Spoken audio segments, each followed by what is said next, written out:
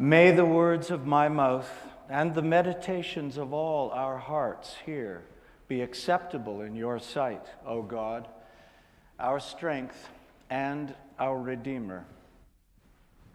Amen. Good morning. I must say, what a privilege it is to have the chance to contribute to our joint worship by being asked to speak this morning in this gracious sanctuary, which is becoming another Sunday worship home to Rosalind and me. The 40 days and 6 feast Sundays of Lent mark the time of Christ's journey toward the cross. The word itself is derived from the Old English, Lenten, the name for spring, with its days of lengthening light. In the world of our Lenten journey, the sweetness of the sun's warmth, the soft breezes, the melting ice and earth, or the hope of them, the beginning of growth, are intermingled with the crushing sadness we feel as we see again the human distrust and hatred and cruelty of Christ's world and of our own. This combination of circumstance presents us with two age-old quandaries. We cannot speed up the arrival of a warm, healing springtime. We cannot prevent the enactment of brutal human behavior, the rejection, in fact, of salvation. We are compelled to ask ourselves, will this happen? And realize that it must happen. We are compelled to ask ourselves, not how can we avoid or hasten, but how can we bear the grief of this time in which what we dread will occur and what we yearn for cannot be brought to us more quickly. How can we sustain our faith through the trials presented to us in this bleak journey through what seems like a wilderness? I'm a traveler, and when I'm contemplating a difficult journey, I always search for a map of the terrain. I try to determine the best route from my present point to our destination. A good map presents a choice of routes from where we are to where we choose or need or hope to be.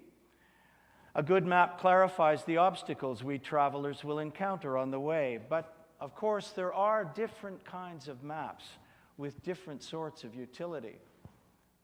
There's always a tourist map available with the rudiments of shelter and sustenance located, along with the locations of spectacles and attractions for our diversion and amusement as we travel.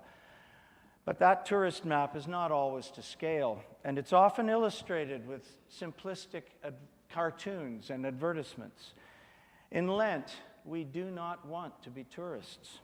We know that the 8 weeks journey of Lent is not a quest for entertainment, not just an easy excursion toward the greeting cards and the chocolate eggs and the baked ham of Easter Sunday. On our Lenten journey, the destination is Golgotha.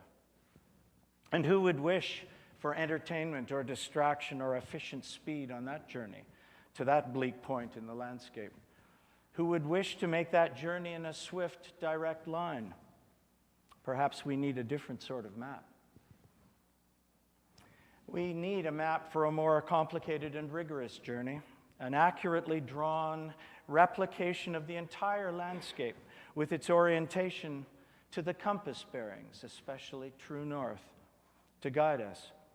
That larger perspective, the accurate detail, the big picture, is present in a topographical map.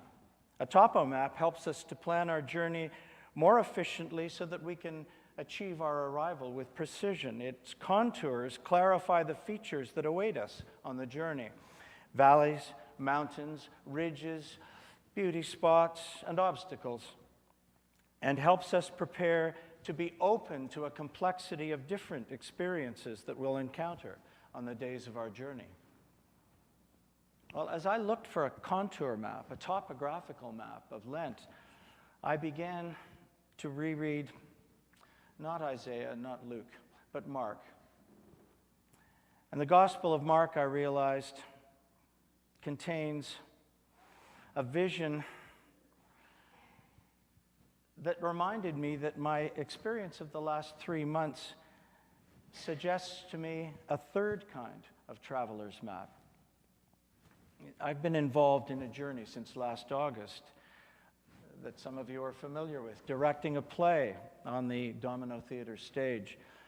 Now, directing a play means traveling between the moment when actors read a play script for the first time and the time when that group performs the play, creating a new world, and in our case, a world of death and loneliness and hope and love, which audiences can enter and inhabit to experience a new landscape of feeling and understanding.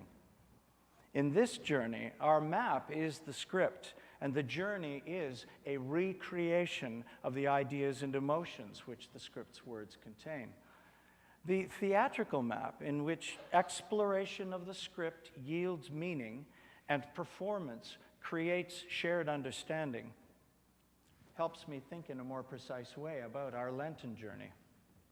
For the Gospels give us the script of Christ's baptism, his time in the wilderness, his preaching to the multitudes, his trial, his death, and his resurrection.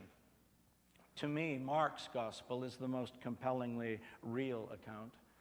It contains both the convincing details of actual observation and it contains dialogue which brings the characters and problems of Christ's world, in theater terms, the discoveries, the decisions, and the actions, and then the new discoveries to life.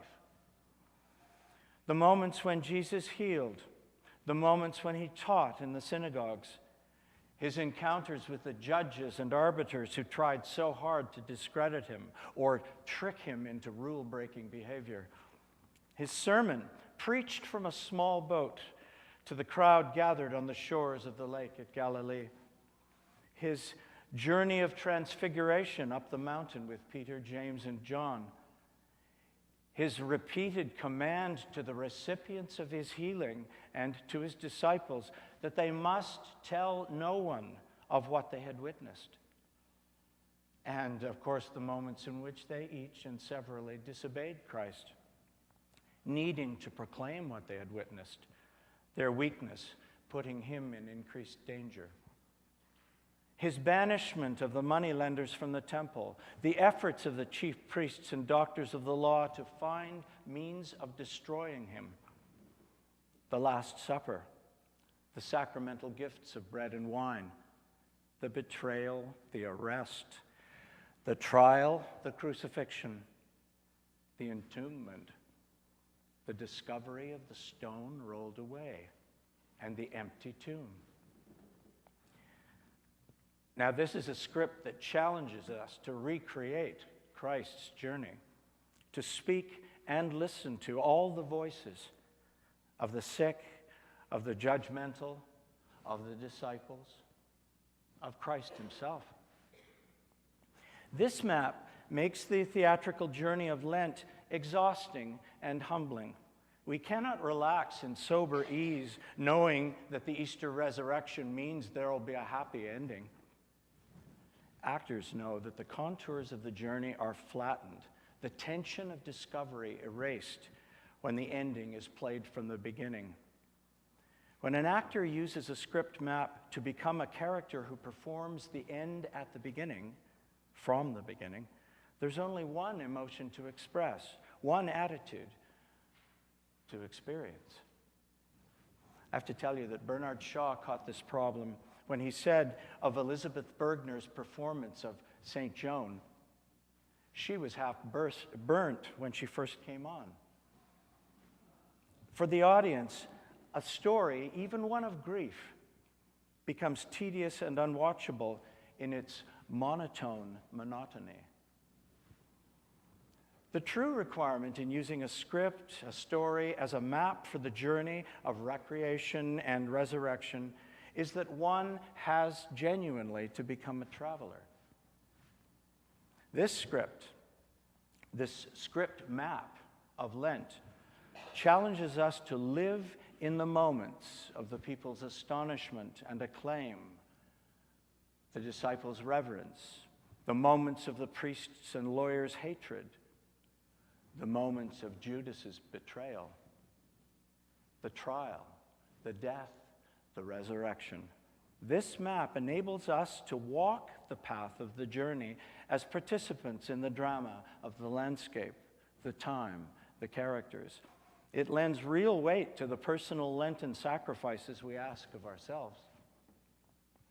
And after living the life and death, the reappearance of Jesus, as it unfolds, this script map takes us back to Christ's voice, speaking to us about our own time.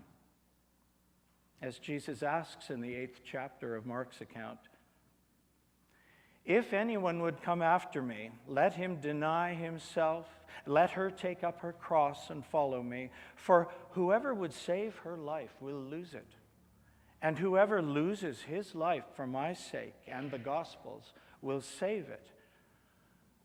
For what does it profit one to gain the whole world and forfeit one's soul?" The map of our Lenten journey compels us to reenact the heart of Christ's message, enables us to see and feel the truth of his world and thus the truth of ours. Let us continue our travels in the weeks to come, seeking an understanding of the long view of God's promise to us. As the light lengthens, as the long-awaited warmth of the sun awakes us and awakes the landscape which we inhabit, may it be so for all of us.